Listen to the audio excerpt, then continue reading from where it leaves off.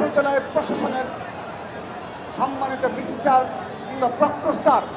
তারা আজকের দিন পর্যন্ত আমাদেরকে আশ্বস্তই করতে পারেনি যে সাম্য হত্যা প্রকৃত খুনিদের জন্য ধরার জন্য তাদের কোনো প্রকার কোনো সদিচ্ছা রয়েছে কিনা, তাদের দৃশ্যমান কোনো পদক্ষেপ রয়েছে কিনা। সম্মানিত উপস্থিতি, আমরা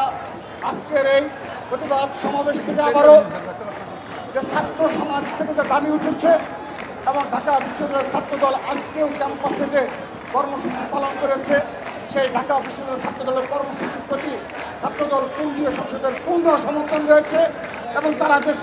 দাবি জানিয়েছে প্রশাসন, বিশ্ববিদ্যালয়ের ভিসি এবং প্রক্টর স্যার সহ যে পদত্যাগের দাবি ঢাকা বিশ্ববিদ্যালয় ছাত্রদল জানিয়েছে, ছাত্রদল কেন্দ্রীয় সংসদ তার পূর্ণ সমর্থন জানাচ্ছে এবং তাদেরকে একজন সম্মানিত ব্যক্তি হিসাবে তাদের দাবির প্রতি অবশ্যই বিবেচনা করার অনুরোধ জানাচ্ছে।